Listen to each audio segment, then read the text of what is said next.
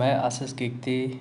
आज मैं आपके सामने एक जनरल नॉलेज का जो टॉपिक था हमारा संविधान। आज है 25 नवंबर और कल है 26 नवंबर 2022।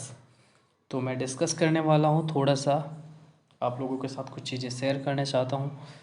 हमारा जो चैनल है मिस्टर आर्टिशियन लेके आ गया हूँ आपके सामने एक टॉपिक जिसका नाम है क्या, आपको दिख रहा होगा, संविधान। ठीक, हम इसके इतिहास को समझने से पहले मैं कुछ बेसिक सी बातें आपको बताना चाहूँगा इसके बारे में। एक्चुअली में संविधान से हम क्या समझते हैं, हम बेसिक समझते हैं इस चीज़ को, संविधान। तो संविधान का जब हम संधि विच्छेद करते हैं तो हमें प्राप्त होता है दो भागों में। ये पहला तो है सम और दूसरा है क्या, विधान। ठीक, विधान या विधि। तो सम का मतलब होता है समान और विधान या विधि का मतलब होता है नियम या कानून या विधि। ठीक, अब ये नियम या कानून या विधि किसके लिए है, सीधा सा मतलब है कि यह नियम और कानून किसके लिए है। तो किसके लिए है ये, उस देश में रह रहे नागरिकों के लिए, वो उनकी संरक्षा व आधारभूत अधिकार देने व देश के प्रति उनके कर्तव्यों को सीमांकित करने के लिए। अब जैसे आप लोगों को अभी पता है आपके पास मौलिक कर्तव्य है, मौलिक अधिकार हैं।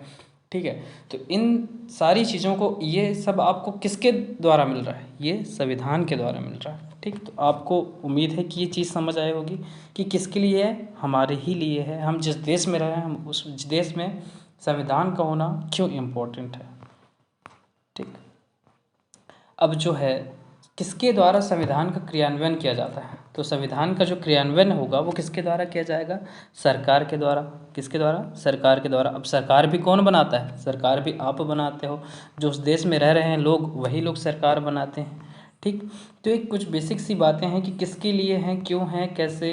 तो मैं उस चीज़ को कोशिश किया कि आपको वो बेसिक पता हो कि हम बोल तो देते हैं संविधान, क्या हमें उसका मतलब पता होता है कि वो किसके लिए है, क्यों उसकी ज़रूरत पड़ी, ये सारी चीज़ें आपको पता होनी चाहिए। तो चलिए हम स्टेप बाय स्टेप करके हम सारी चीज़ों को, अब संविधान के इतिहास को समझने की कोशिश करते हैं। ठीक है, तो संविधान को हम स्टार्ट करते हैं। एक्चुअली में संविधान किसके लिए है, नागरिक के लिए। ठीक, नागरिक अब या तो अपने देश में नागरिक क्या कर सकता है, स्वयं शासन कर सकता है, जिसको हम क्या बोलते हैं, प्रत्यक्ष शासन। मतलब खुद अपना संविधान खुद निर्मित कर सकता है, या फिर वो क्या करता है, अपने प्रतिनिधि के द्वारा, या जो अपने प्रतिनिधि के द्वारा शासन किया जाए उसको बोलते हैं अप्रत्यक्ष शासन। कौन सा शासन, अप्रत्यक्ष शासन। ठीक है, अप्रत्यक्ष शासन मतलब क्या हुआ कि जिसमें आप डायरेक्टली किसी चीज़ से शासन नहीं करते, आप क्या करते हैं, अपने प्रतिनिधि द्वारा शासन करते हैं। जैसे आपने अपने गांव में आपने क्या चुना, सरपंच चुना ग्राम पंचायत में। ठीक है, ठीक है, और उसके फिर जनपद स्तर में आपने क्या, जिला पंचायत अध्यक्ष चुना, जनपद में आपका जनपद सदस्य हुआ। फिर इसी तरह विधायक चुने आपने, विधायक चुनने के बाद आपने मुख्यमंत्री चुन लिया अपने राज्य के शासन के लिए, मुख्यमंत्री। फिर प्रधानमंत्री चुन लिया, प्रधानमंत्री शासन करते हैं देश में। उसके बाद फिर आपके राष्ट्रपति हो गए। ठीक है, तो ये सब क्या है, ये सब हैं हमारे प्रतिनिधि। सीधा सा मतलब क्या है कि हमारे द्वारा चुने गए प्रतिनिधि हैं। ठीक है, अब ये प्रतिनिधि जिसको हम बोलते हैं क्या, सरकार। अब सरकार क्या काम करती है हमारे लिए, ये हम देख रहे हैं संविधान को। किसको देख रहे हैं, संविधान को। तो संविधान के अंतर्गत क्या है, हम संविधान हमारे लिए बना है, हम क्या बनाते हैं, सरकार बनाते हैं। ठीक, अब सरकार क्या काम करती है हमारे लिए, कानून, कानून बनाती है। ठीक, आपको पता है कि सरकार हमारे लिए क्या बनाती है, कानून बनाती है। साथ ही साथ कानून बनाने के साथ वो क्या करती है, क्रियान्वयन करती है, उस कानून का संचालन करती है। और क्या करती है, हमारे विवादों का समाधान। अब विवादों का समाधान कैसे करती है, जैसे आपने देखे होंगे, आपको किसी भी प्रकार की कोई समस्या आ जाती है तो कहाँ जाते हो आप, कोर्ट जाते हो, हाई कोर्ट जाते हो, सुप्रीम कोर्ट जाते हो। तो ये क्या करती है, विवादों का भी समाधान करती हैं। ठीक है, अब यहाँ जो कानून बनाना है, कानून कौन बनाएगा, अब सरकार के अंतर्गत कानून कौन बनाएगा, तो कानून कौन बनाएगा, विधायिका। ठीक, विधायिका होते हैं, सरकार के 3 अंग होते हैं, विधायिका, कार्यपालिका और न्यायपालिका। विधायिका, कार्यपालिका और न्यायपालिका। ठीक है, विधायिका के अंतर्गत कौन कौन आते हैं, संसद। विधायिका के अंतर्गत कौन आती है, संसद। तो संविधान में जो संशोधन होते हैं, नए कानून जोड़ना होता है, तो ये किसके थ्रू जुड़ते हैं?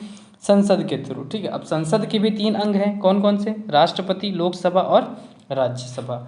ठीक, उसी प्रकार जब संविधान सरकार बनती है, उसके बाद जो कानून बनेगा उनका क्रियान्वयन कौन करेगा? उनको जनता तक पहुंचाएगा कौन? मतलब उसके जो क्रियान्वयन में अहम अहम भूमिका निभाने वाले जो मुख्य पदाधिकारी होते हैं, कौन कौन से होते हैं कार्यपालिका के अंतर्गत? राष्ट्रपति, उपराष्ट्रपति, मंत्रिपरिषद और महान्यायवादी। ठीक, इसी तरह विवादों का समाधान करने वाले कौन कौन से चीज़ें होती हैं? न्यायालय, न्यायपालिका, उच्चतम न्यायालय, सुप्रीम कोर्ट। ठीक है, तो इस तरह से हम क्या करते हैं? संविधान अपने लिए हम निर्मित करते हैं।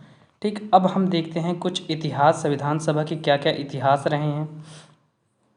संविधान सभा जिसको हम बोलते हैं कॉन्स्टिट्यूट असेंबली। ठीक, क्या बोलते हैं? Constitute assembly.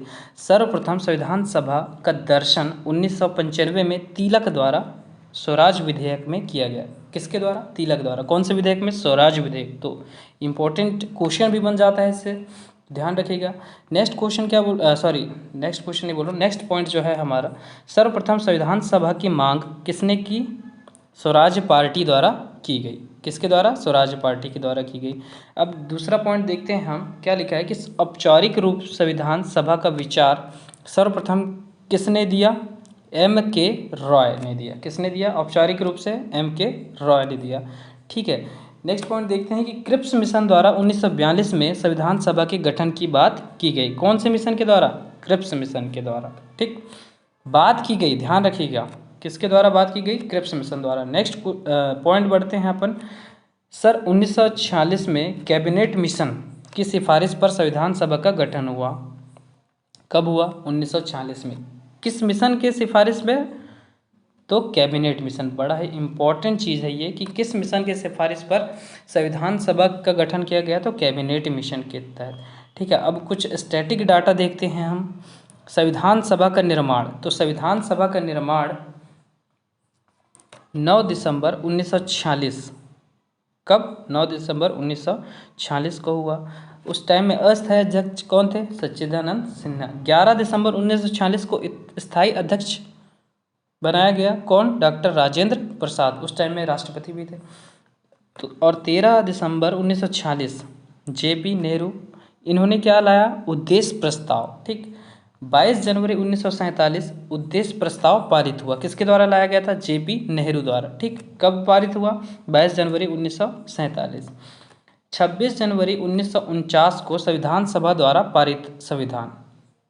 ये डेट बहुत इम्पॉर्टेंट डेट है। कब पारित हुआ? 26 नवंबर 1949 को संविधान सभा द्वारा पारित संविधान हुआ। और लागू कब हुआ? बड़ा इंपॉर्टेंट क्वेश्चन, यहाँ पर बहुत ज़्यादा कंफ्यूज हो जाते हैं, तो इस चीज़ को आप बड़े ध्यान से देखिएगा और ध्यान से इस चीज़ को समझने की कोशिश कीजिए। 26 नवंबर 1949 को हमारा संविधान जो है वो तैयार हो चुका था, लागू नहीं हुआ था। क्या हो चुका था? तैयार हो चुका था। लागू कब हुआ था? 26 जनवरी 1950 को पूर्णतः लागू हुआ था। और उसी दिन, क्योंकि भाई भारत उसी दिन आज़ाद हुआ था, उसी दिन गणतंत्र के रूप में गणतंत्र दिवस भी मनाया जाता है, तो इस वजह से क्या है 26 जनवरी 1950 को क्या है पूर्णतः संविधान को लागू किया। 24 जनवरी 1950 को अंतिम बैठक हुई थी। कब हुई थी अंतिम बैठक? 24 जनवरी 1950 को। अब देखिएगा कि अब इतनी सारी चीज़ें हुई हैं, तो संविधान सभा में कुल कितनी बैठक हुई, कितनी मीटिंग? 12 मीटिंग हुई थी। कितनी? 12 मीटिंग। ठीक, नेक्स्ट स्लाइड की ओर बढ़ते हैं। अब संविधान सभा का निर्माण प्रांतीय विधानसभा सदस्यों द्वारा अप्रत्यक्ष निर्वाचित प्रति 10 लाख जनसंख्या पर एक प्रतिनिधि संविधान सभा में भेजा गया। कितने जनसंख्या में? 10 लाख जनसंख्या में एक प्रतिनिधि कहाँ भेजा गया? संविधान सभा में भेजा गया। संविधान सभा के कुल सदस्यों की संख्या कितनी थी? 389। ठीक, निर्धारित की गई थी जिसमें से 292 ब्रिटिश प्रांतों से, 23 देसी रियासतों से और 4 चीफ कमिश्नरी क्षेत्र से थे। ठीक, जिसमें 15 महिलाएं, 33 ST और 26 क्या थे? SC थे। ठीक है, नोट एक पॉइंट है आपके सामने, हैदराबाद ऐसी रियासत थी जो संविधान सभा में शामिल नहीं थी। कौन सी रियासत थी? हैदराबाद। जो संविधान सभा में शामिल नहीं थी। संविधान सभा की प्रथम बैठक 9 दिसंबर 1946 को हुई, जिसमें सच्चिदानंद सिन्हा को सभा का अस्थायी अध्यक्ष बनाया गया। तो बहुत ही इंपॉर्टेंट तरीके से ये क्वेश्चन भी बन जाता है और कई बार कंपटीशन एग्जाम में ये पूछा भी जाता है कि संविधान सभा की प्रथम बैठक कब हुई थी? 9 दिसंबर 1946 को हुई थी। अस्थायी अध्यक्ष कौन थे उस समय? सच्चिदानंद सिन्हा जी। तो बड़े इंपॉर्टेंट क्वेश्चन बन जाते हैं, ठीक। एग्जाम की दृष्टि से मैं बताऊं तो 11 दिसंबर 1946 स्थायी अध्यक्ष, 11 दिसंबर 1946 को स्थायी अध्यक्ष के रूप में किसे बनाया गया? डॉक्टर राजेंद्र प्रसाद को, ठीक है। संविधान सभा का जो बनने में समय लगा था गैस के 2 वर्ष 11 माह 18 दिन में बनकर तैयार हो गया तथा 26 जनवरी 1950 को पूर्णतः लागू हुआ। इसे गणतंत्र दिवस के रूप में भी मनाया जाता है। तो 26 जनवरी को हम किस रूप में मनाते हैं? गणतंत्र दिवस के रूप में, ठीक, याद रखिएगा। गणतंत्र का अर्थ क्या होता है? यही चीज़ मैं पहले ही क्लियर करना चाहता था, पर चलो ठीक है, ये बीच में ही आ गया, कोई प्रॉब्लम वाली बात नहीं है। गणतंत्र का अर्थ क्या है? राष्ट्र का प्रमुख वंशानुगत नहीं होगा। इसका मतलब क्या है कि जो भारत के राष्ट्रपति हैं, प्रधानमंत्री हैं, मुख्यमंत्री, विधायक हैं, सांसद हैं, जो भी हैं, ये हमेशा वंशानुगत नहीं होंगे। मतलब क्या हुआ वंशानुगत का मतलब? कि जैसे मेरे दादा बन गए, उसके बाद मेरे पापा बन गए, उसके बाद मैं बन गया, तो ये सारी चीज़ें नहीं होंगी। अब इसमें क्या होगा? इलेक्शन होंगे, चुनाव होंगे, और चुनावी प्रक्रिया के दौरान हम अपना क्या करते हैं? प्रतिनिधि चुनते हैं। तो इसीलिए कहा गया है गणतंत्र।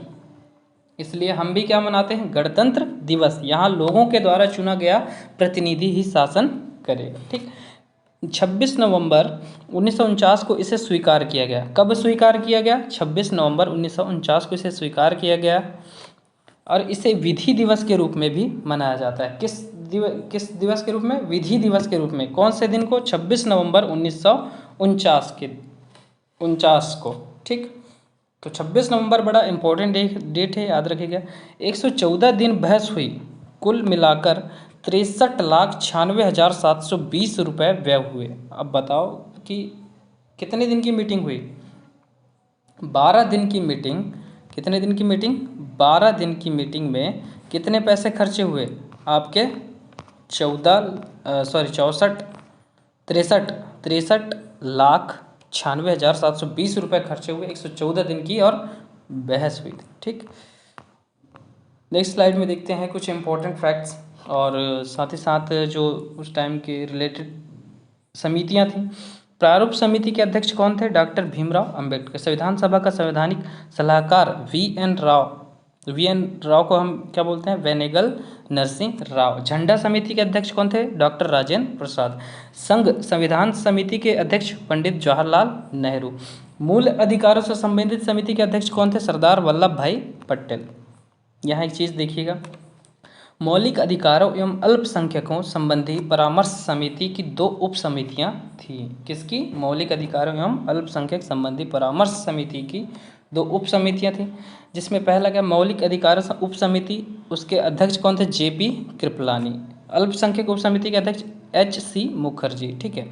अब संविधान की जिसको आत्मा कहते हैं, उसमें एक प्रस्तावना दिया गया। क्या दिया गया? प्रस्तावना। अब प्रस्तावना क्या कहता है? बड़ा इंपॉर्टेंट है, ध्यान से सुनिएगा।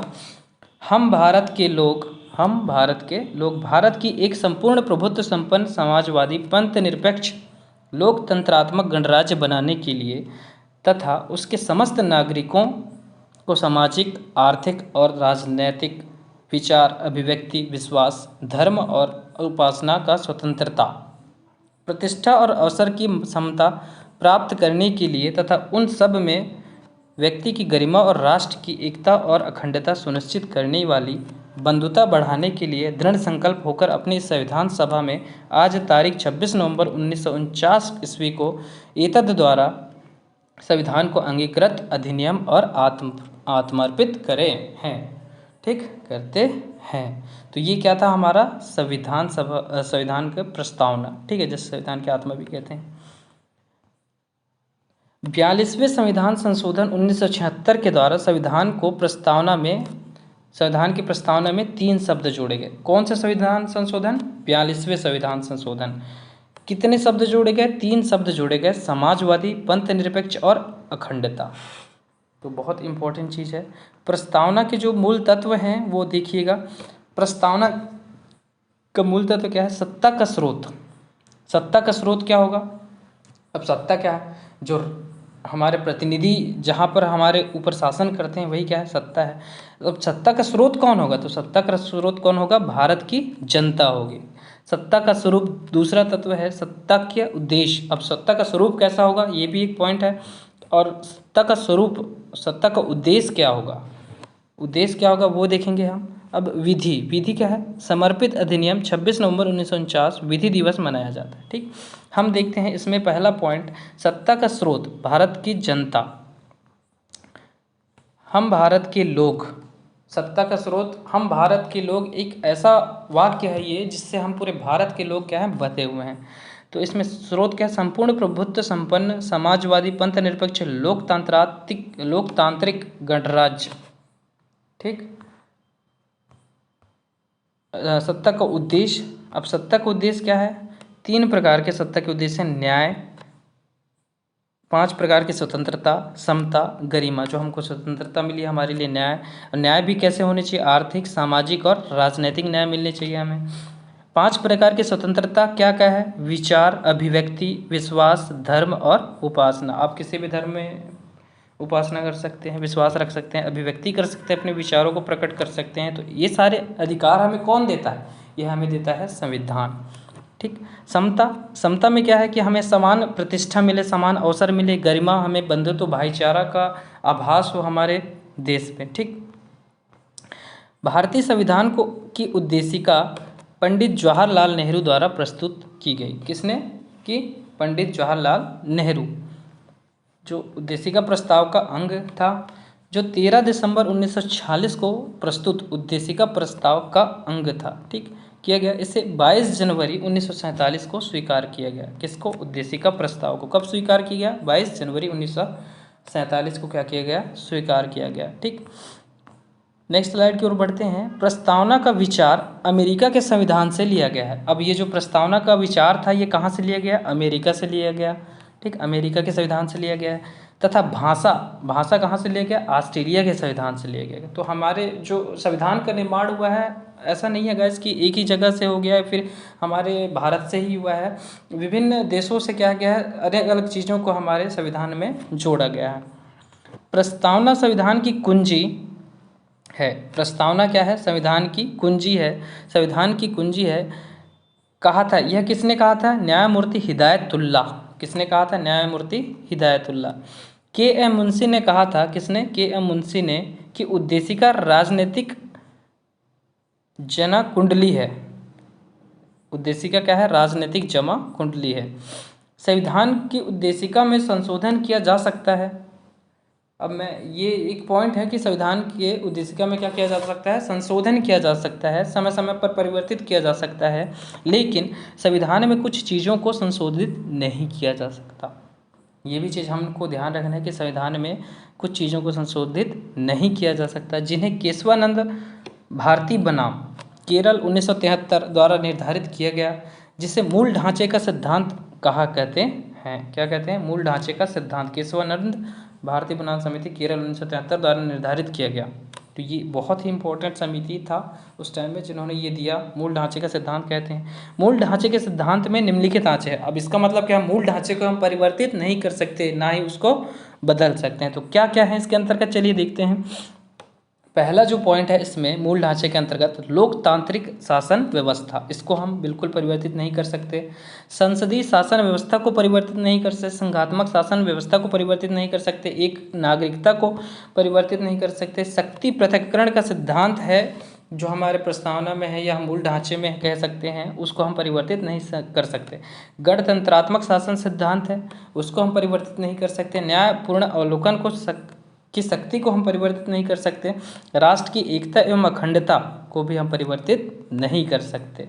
डॉक्टर भीमराव अंबेडकर के अनुसार संविधान की आत्मा संवैधानिक उपचारों का अधिकार है।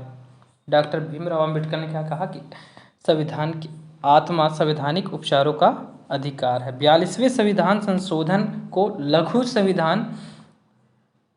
लघु संविधान मिनी कॉन्स्टिट्यूशन की संज्ञा दी गई। कौन से संविधान को? 42वें संविधान, क्योंकि उसमें बहुत से महत्वपूर्ण संविधान संशोधन हुए। एक्चुअली में अब आप ये वर्ड बार बार सुन रहे हैं कि संविधान संशोधन क्या है। एक्चुअली में संविधान संशोधन होता क्यों है? ये होता है हमारे ज़रूरतों, हमारी चीज़ों को देखते हुए, हमारे सुख सुविधाओं को देखते हुए इन सारी चीज़ों को क्या किया जाता है, सीधा सा मतलब मैं अगर बोलूँ तो अपडेट किया जाता है कि कहाँ पर क्या चीज़ नहीं होनी चाहिए, जो पहले थी क्या अब उन्हें होनी चाहिए, नहीं होनी चाहिए। तो इन सब चीज़ों को हम किसके थ्रू बदलते हैं? संविधान में संशोधन के थ्रू। ठीक, नेक्स्ट स्लाइड में देखते हैं कि